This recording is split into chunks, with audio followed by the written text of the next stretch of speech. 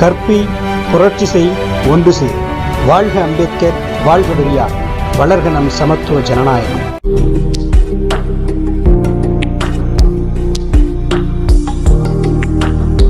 உங்கள் அனைவருக்கும் என்னுடைய அன்பார்ந்த வணக்கம். இந்த வீடியோவில் நம்ம லாஸ்டா மேக்ஸ் இயற்கணிதம் மட்டுமில்லை, அதிலிருந்து நம்ம கண்டினியூஸ் பண்ண போகிறோம். ஸோ அதற்கு முன்னாடி இந்த வீடியோஸை முதலாக பார்க்குறவங்க, நம்ம சேனலை முதலாக கவனிக்கிறாங்க. டிஎன்பிஎஸ்சி குரூப் 4க்கு டெஸ்ட் பேட்ச் கண்டக்ட் பண்ணியிருக்கோம். மொத்த கட்டணமே 100 ரூபாய் தான். மொத்தம் 23 தேர்வுகள் இருக்கும். ஸோ அதுக்குண்டான ஷெடியூல் டிஸ்கிரிப்ஷனில் இருக்குது. பார்த்துட்டு அதில் வாட்ஸ்அப் நம்பர் இருக்கும், கான்டாக்ட் பண்ணி ஜாயின் பண்ணிக்கோங்க. ஸோ இப்போ நம்ம வகுப்புக்கு போகலாம். நம்ம லாஸ்ட் கிளாஸ் நீண்ட நாட்களுக்கு முன்னாடி இயற்கணிதத்தோடு நிறுத்தி வச்சோம் 8ஆம் வகுப்பில்.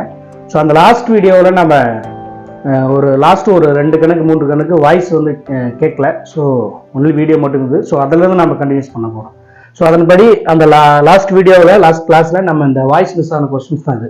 அதாவது ஒரு எண் மற்றொரு எண்ணின் 7 மடங்காகும், அவற்றின் வித்தியாசம் 18 எண்ணில் நம்ம எண்ணை காண்க. ஸோ அந்த கேள்விகள் பின்னாடி நம்ம போகிறோம். பாருங்க, ஓர் எண் மற்றொரு எண்ணின், ஒரு எண் தெரியாது, அந்த தெரியாத எண்ணை எக்ஸ்ன்னு வச்சுக்கிறேன், நல்லா நான் வச்சுக்கேன் எக்ஸ். ஒரு எண் மற்றொரு எண்ணின் 7 மடங்காகும். ஸோ இந்த ஓர் எண்ணுன்றது எக்ஸ் இல்லை, அந்த மற்றொரு எண் இருக்கு பத்தியா, அதுதான் எக்ஸ்.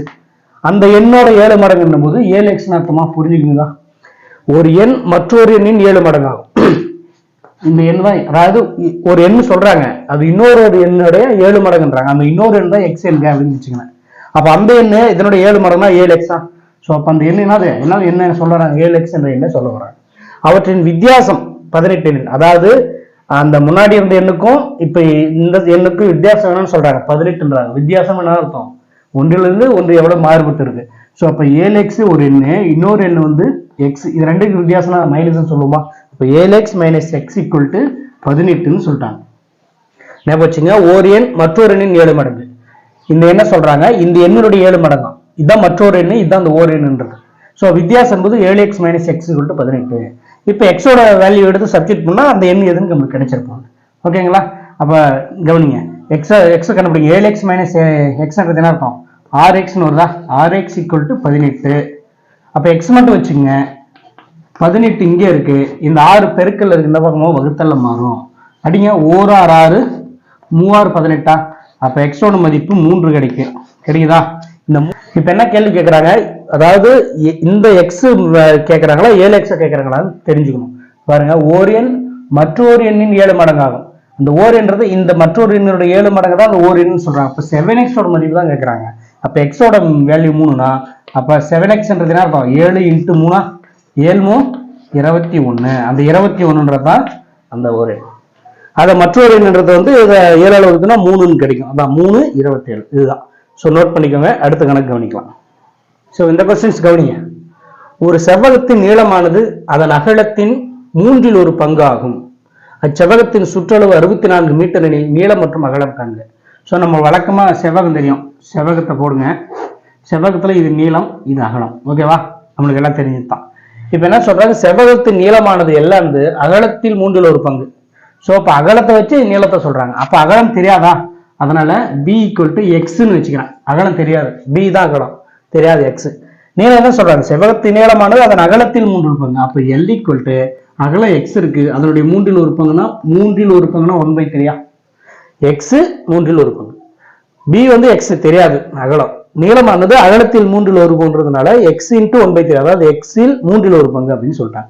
ஸோ இப்போ நம்மளுக்கு இது ரெண்டு தெரிஞ்சிச்சா, b என்னது L என்னது தெரிஞ்சிச்சா. இப்போ சுற்றளவு என்ன சொல்றாங்க, 64 மீட்டர்ன்றாங்க.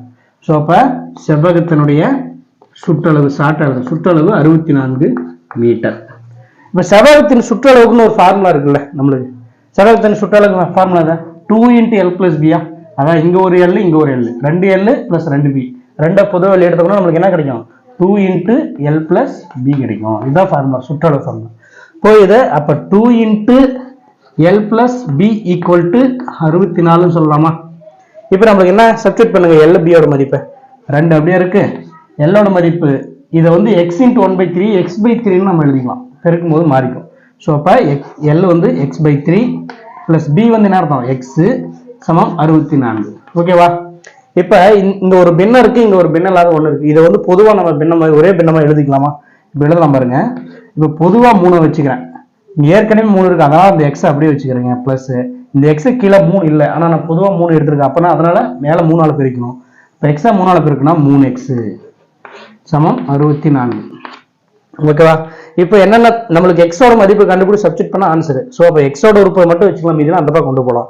இப்போ இங்கே 2 இன்ட்டு இந்த பிராக்கெட் மதிப்பு, அப்போ 2 பெருக்கில் இருக்குது வந்து இந்த பக்கம் வகுத்தல்ல போகும். அப்படி வகுத்தல்ல போகும்போது அடிப்படுதானே, அதனால இங்கே அடிச்சுக்கலாம். 1 2 3 2 6 2 2 4 32. இப்போ அடுத்த ஸ்டெப் என்ன வரும்?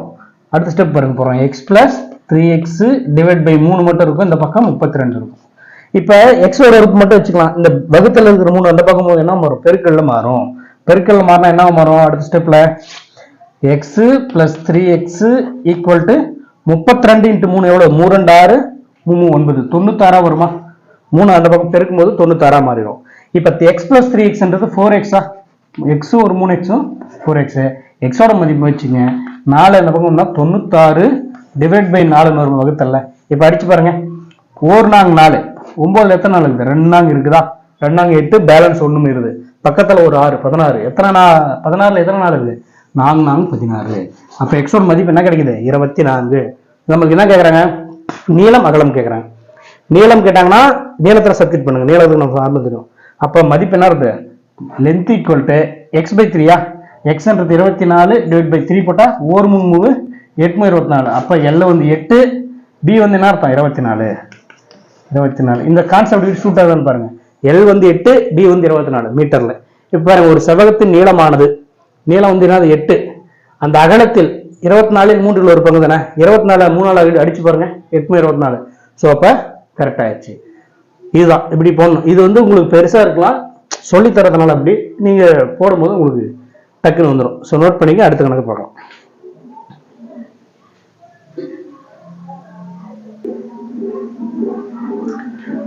இப்ப அடுத்த கொஸ்டின்ஸ் கவனிங்க. 3வது கேள்வி. இது வந்து அந்த வாய்ஸ் மிஸ் ஆன கொஸ்டின்ஸ் தான். அடுத்தடுத்த 3 எண்களின் மிகப்பெரிய எண் எக்ஸ் பிளஸ் 4 1. சாரி, இது என்ன இருக்குது? எக்ஸ் பிளஸ் 1 ஞாபகம் வச்சுங்க. அடுத்தடுத்த 3 எண்களின் மிகப்பெரிய எண் எக்ஸ் பிளஸ் 1 எனில் மிகச்சிறிய எண் எதுன்னு கேட்கறாங்க. அடுத்தடுத்த 3 எண்கள்ன்றாங்க. நம்ம இப்ப ஆப்ஷன்ஸ் கொடுத்துருக்காங்க. ஒரு X, X plus 1, X plus 2, X minus 1. So இதுல எது ஆன்சர் நமக்கு கண்டுபிடிக்கும். ஸோ நம்மளுக்கு அடுத்தடுத்த 3 எண்கள் நம்ம என்ன சொல்லுவோம்? முதல் எண் தெரியாத எண் எக்ஸ் வச்சுக்குவோம். ஓகேவா? அடுத்து என்ன சொல்லுவோம்? எக்ஸ் பிளஸ் 1ன்னு சொல்லுவோம். அடுத்து என்ன? எக்ஸ் பிளஸ் 2ன்னு சொல்லுவோம். இப்படிதான் நம்ம சொல்லுவோம். இது வந்து பொதுவா ஒரு கணக்கு. ஒரு எண்ணு கூட ஒண்ணு கூட்டிட்டு போனா அடுத்த எண்ணு, ஒண்ணு கழிச்சிட்டு போனா அதுக்கு முன்னாடி இருக்கிற இந்த கான்செப்ட் நம்மளுக்கு தெரியும். இப்ப என்ன சொல்றாங்க? அடுத்தடுத்த 3 எண்களில் மிகப்பெரிய எண் அது எக்ஸ் பிளஸ் 1ன்னு சொல்றாங்க. அப்ப அந்த 3வது எண் எக்ஸ் பிளஸ் 1ன்னு சொல்றாங்களா? 3வது எண் எக்ஸ் பிளஸ் 1 தான். அப்ப முதல்ல அதுக்கு முன்னாடி இருக்கிற எண் இதுல இருந்து 1 குறைவா இருக்குமா? சோ அப்ப எக்ஸ் பிளஸ் 1ல மைனஸ் 1 குறைச்சோம்னா என்ன வரும்? 0 0 எக்ஸ் வருதா? அப்ப இந்த எண் எக்ஸா? புரியுதா? அடுத்தடுத்த 3 எண்களா? அதுல பெரிய எண்ன்றதான 3வது எண். 3வது எண் எக்ஸ் பிளஸ் 1 அப்படின்னு சொல்லிட்டாங்க. சின்ன என்ன கேக்குறாங்க? அப்ப நம்மளுக்கு அந்த ரிவர்ஸ்ல இருந்து வரணும். 3வது எண்ணுக்கு அப்புறம் அதுக்கப்புறம் வந்து 2வது எண் கண்டுபிடிக்கணும். அதுல இருந்து 1வது எண் கண்டுபிடிக்கணும். சோ 3வது எண் எக்ஸ் பிளஸ் 1னா 2வது எண் இந்த இதுல இருந்து 1 குறைக்கிற மதிப்பெண் தானே. அதனாலதான் எக்ஸ் பிளஸ் 1 கூட மைனஸ் 1 குறைக்கிறாங்க. 1 குறைக்கும் போது பிளஸ் 1 மைனஸ் 1 அடிச்சிடும், 0 ஆயிரும். அப்ப எக்ஸ் தான் கிடைக்குது. அந்த எண் தான் எக்ஸ், 2வது எண். இப்ப பாருங்க, இதுக்கு முன்னாடி இருக்கிற எண் முதல் எண், இது 2வது எண் கண்டுபிடிச்சோம். இது 3வது எண், இது 2வது எண் கண்டுபிடிச்சோம். முதல் எண் தான் நம்ம கண்டுபிடிச்சோம்னா அதுதான் சிறிய எண்.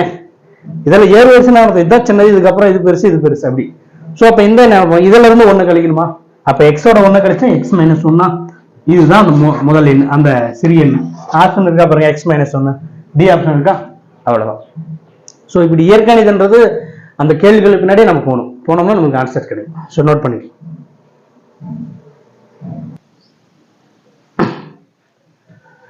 இந்த கொஸ்டின்ஸ் கவனிங்க. 4வது கேள்வி. ஒரு முக்கோணத்தின் கோணங்கள் 2:3:4 என்ற விகிதத்தில் அமைந்துள்ளது எனில் அம்முக்கோணத்தின் பெரிய கோணத்திற்கும் சிறிய கோணத்திற்கும் உள்ள வித்தியாசம் என்ன அப்படின்றது கேள்வி. இப்ப ஒரு முக்கோணம் அப்படின்னா தெரியும் நம்மளுக்கு. முக்கோணம் இருக்கா? முக்கோணத்திற்கு ஒரு 3 கோணங்கள் இருக்கும். இப்படி ஒரு கோணம், இப்படி ஒரு கோணம். இதான முக்கோணம்.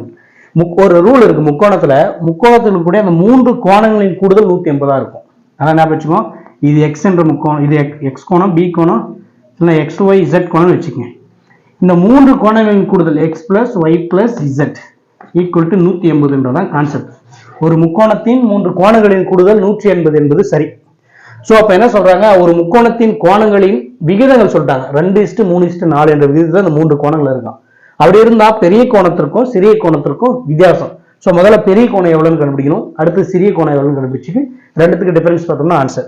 இப்போ நம்மளுக்கு என்ன தெரியும், நம்மளுக்கு தெரிஞ்சது x plus y plus z, அதாவது x plus y plus z 3 கோணங்களின் கூடுதல் 180 என்பது நம்மளுக்கு தெரிஞ்ச ரூல்.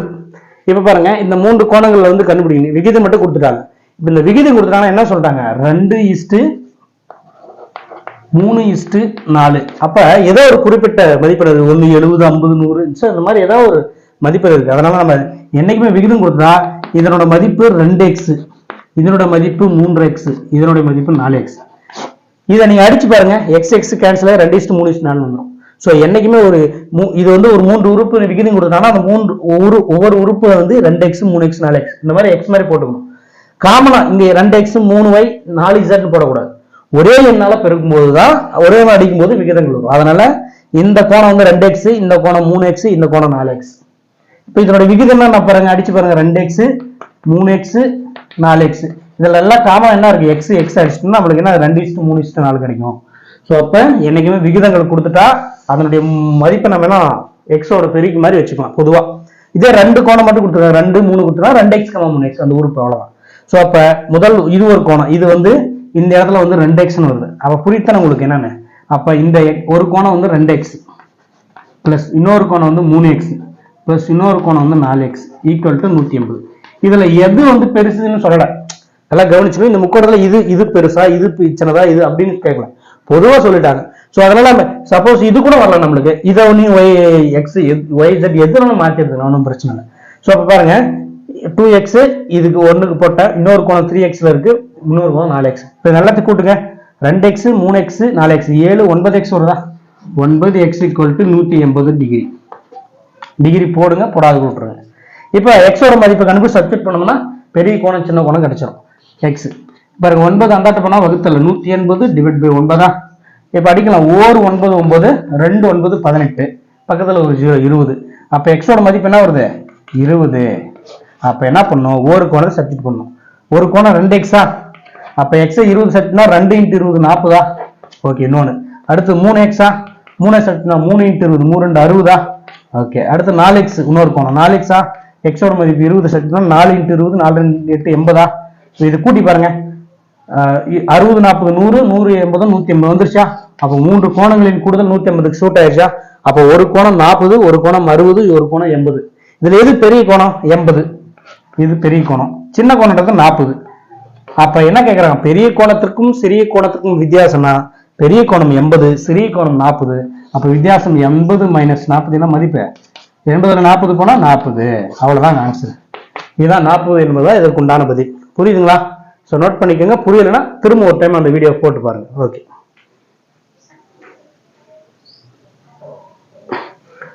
அடுத்த கொஸ்டின் கவனிங்க. ஒரு பின்னத்தின் பகுதியானது தொகுதியை விட 8 அதிகம். அப்பின்னத்தில் தொகுதியின் மதிப்பு 17 அதிகரித்து பகுதியின் மதிப்பு 1 குறைத்தால் 3/2 என்ற பின்னம் கிடைக்கிறது எனில் முதலில் எடுத்துக்கொண்ட உண்மையான பின்னம் யாதுன்னு கேட்கிறாங்க. ஸோ முதல்ல கவனிங்க, ஒரு பின்னத்தின் பகுதி தொகுதியை விட 8 அதிகம்ன்றாங்க. என்ன சொல்றாங்க, பகுதி தொகுதியை விட. இப்ப ஒரு பின்னம் இருக்குன்னு வச்சுக்கோங்க, 1/2ன்னு வச்சுங்க. இதுல எது தொகுதி, இதுக்கு பேர் தான் தொகுதி, இதுக்கு பேர் தான் பகுதி. ஸோ இப்படி இருக்கான். அப்ப என்ன சொல்றாங்க, நல்லா கவனிங்க, ஒரு பின்னத்தின் பகுதியானது, பகுதினா கீழையா, அப்ப ஒரு பின்னம் நான் கண்டுபிடிக்க பாருங்க. இந்த பகுதியை சொல்ற, பகுதியானது தொகுதியை விட 8 அதிகம். அப்ப தொகுதி x தெரியாது, பின்னத்தின் பகுதி தொகுதியை விட 8 அதிகம்னா x + 8ன்னு சொல்லலாமா? எப்படி போடான்னு சொல்ற பாருங்க. ஒரு பின்னத்தின் பகுதி, பகுதினா இது, இதை சொல்றாங்க, எது தொகுதியை விட 8 அதிகம்ன்றாங்க. அப்ப தொகுதி நமக்கு தெரியாது, அதனால எக்ஸ்ன்னு வச்சுக்கிறேன். இதுல இருந்து இதை விட இது 8 அதிகன்றதுனாலதான் x + 8. இது வந்து தொகுதி, மேல இருக்கிற தொகுதி, கீழே இருக்கிற பகுதி. புரிஞ்சிருச்சா? ஒரு பின்னத்தின் பகுதியானது அதன் தொகுதியை விட 8 அதிகம். தொகுதி தெரியாது x, அதனால x போட்டுக்கிறேன். பகுதி தான் இதை விட 8 அதிகன்றதுனால x + 8. ஓகேவா? இதுதான் அந்த பின்னம்.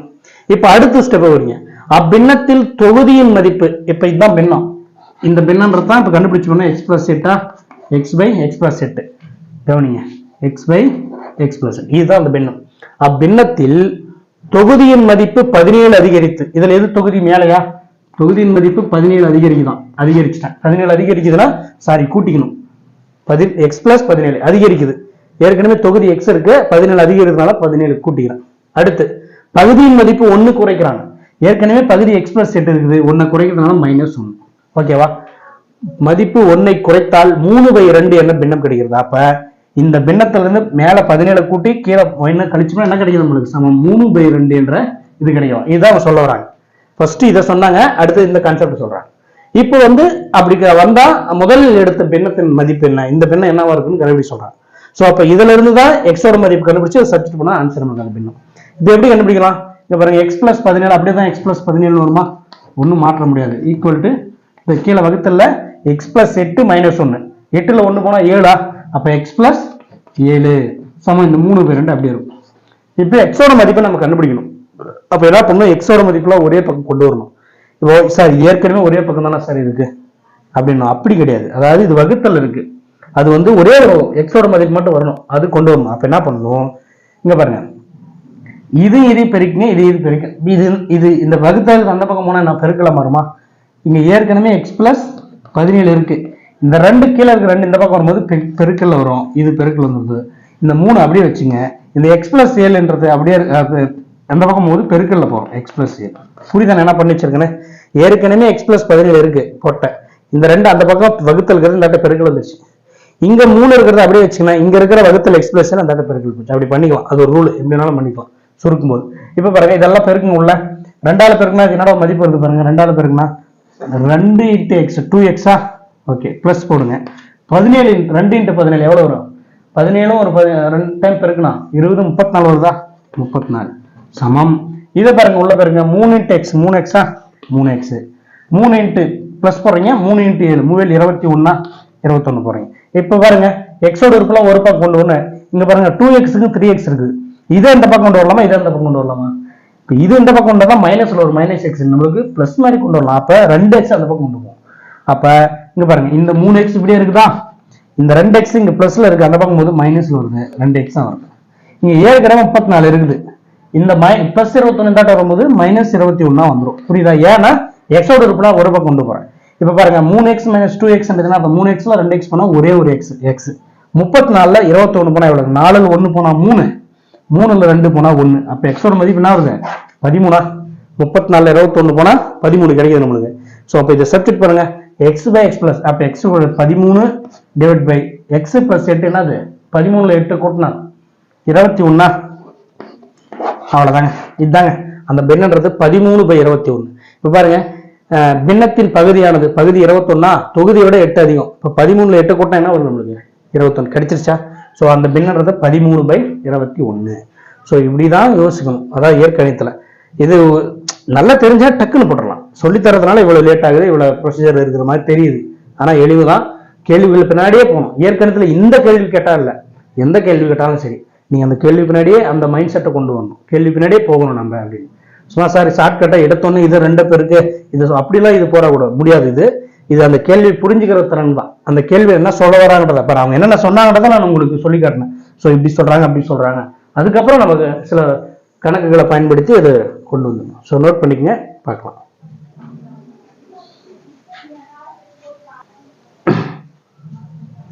இப்போ இந்த கொஸ்டின்ஸ் கவனிங்க, இது ரொம்ப எளிமையானதுதான்.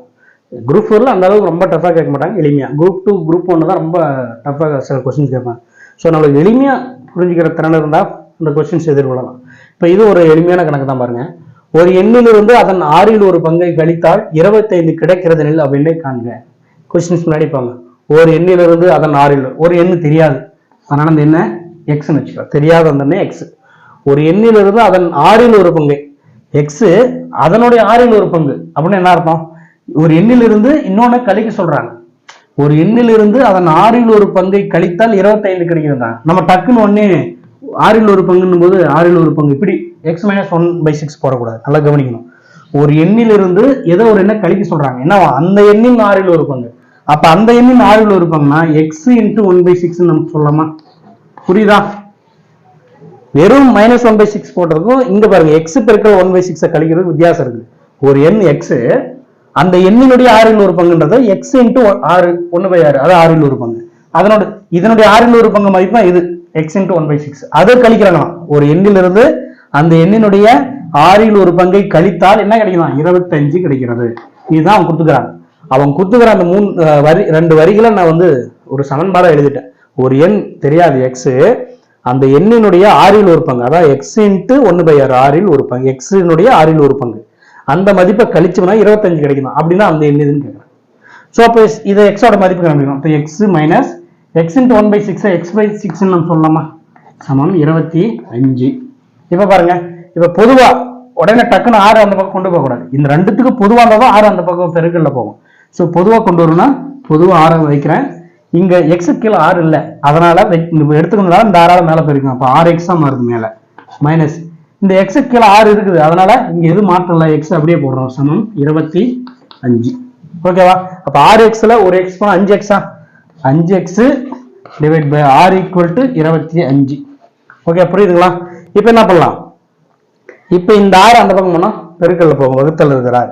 அப்ப 25 × 6 மதிப்பு என்ன பாருங்க, 6 × 30 0 மிச்சம் 3, 6 × 12 12 3 15 150 வருதா? அப்ப 5x சமம் 150. ஏன்னா அந்த 6 அந்த பக்கம் போகும்போது 6 25 கூட பெருக்குமா, 5 25 போட்டா எவ்வளவு வருது நம்மளுக்கு?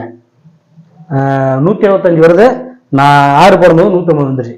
இப்போ x ஓட மதிப்பு கண்டுபிடிச்சு சப்ஸ்டிட் பண்ணா நம்மளுக்கு அந்த எண் கிடைக்கும் போது என்னன்னு, அந்த எண் x அந்த எண் தான். ஓகே, இப்போ 5x மட்டும் வேணும். 5 அந்த பக்கம் போனா 150 ஏற்கனவே இருக்கு.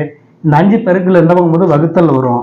இப்போ அடிக்க முடிஞ்சு அடிக்கலாம். 4 5 5 3 5 15 பக்கத்துல 0. அப்போ x ஓட மதிப்பு என்ன இருக்கு? அந்த எண் 30 என்பதுதான் அந்த எண். இப்போ நம்ம போட்டது கரெக்டா இல்லையான்னு செக் பண்ணிக்கலாம். பாருங்க, ஒரு எண் 30. அப்ப இந்த இதனுடைய இதை போட்டா 25 கிடைக்கணும். பாருங்க 30 இந்த எண் சரி பார்க்கிற பாருங்க, 30 இருக்கா? ஸோ எக்ஸோட மதிப்பு 30 மைனஸ் அந்த எண்ணினுடைய 1/6. அப்ப அப்படியே சப்ஸ்டிட் பண்ணுங்க, 30 × 1/6. ஓகேவா? இப்ப இதை அடிக்கலாம், இது பெருக்கல் தானே இருக்கு. இப்ப அடிக்கலாம். 1 6 6 5 30.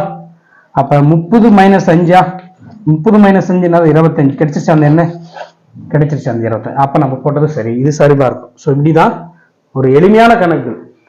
ஏற்கனவே அப்படிதான் ஒரு இந்த மாதிரி தொடர்கள் மாதிரி ஒரு பேராகிராஃபை கொடுத்துருவாங்க. அந்த பேராகிராஃப் பின்னாடியே உள்வாங்கிட்டு போனா உங்களுக்கு பதில்கள் கிடைக்கும். ஸோ ஏற்கனவே பார்த்து யாரும் பயப்பட வேணாம். அதே மாதிரி ஷார்ட்கட்னு யோசிக்க வேணாம். அந்த ஸ்பாட்ல அந்த இடத்துல நீங்க என்ன யோசிக்கிறீங்கன்றத உங்களுக்கு குழப்பன்றதுக்காக தான் அந்த மாதிரி அப்படியே கொடுப்பாங்க. அந்த கேள்விகளை புரிஞ்சு கற்றுக்கணும்னா நம்ம ஆன்சர் பண்ணலாம். ஸோ ஏற்கனவே இப்படி தான் இருக்கும். ஸோ இப்போ 8வது வரைக்கும் ஏற்கனவே பார்த்துருக்குறோம். அடுத்து 9 10 இருக்கும். ஸோ அடுத்த வகுப்புல கவனிக்கலாம்.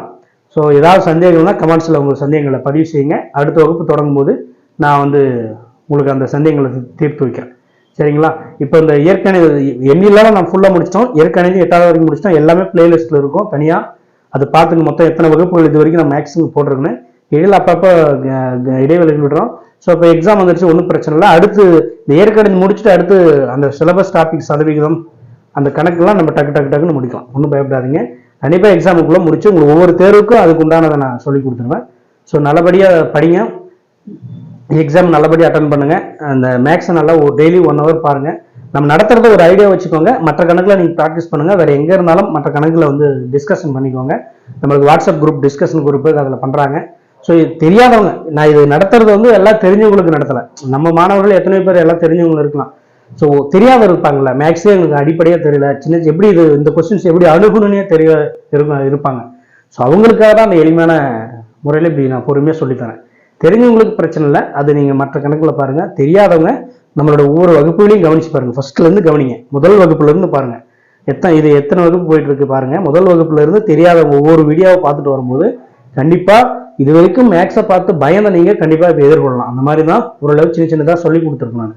ஸோ அதனால் புதுசாக பார்க்குறவங்க ஃபர்ஸ்ட்லேருந்து பார்த்துட்டு வாங்க. முதல் வகுப்புலேருந்து பார்த்துட்டு கம்ப்ளீட் பண்ணிட்டு வாங்க, உங்களுக்கு கண்டிப்பாக புரியும். ஸோ ஓகே, அடுத்த வகுப்பில் சந்திக்கலாம். நன்றி, வணக்கம்.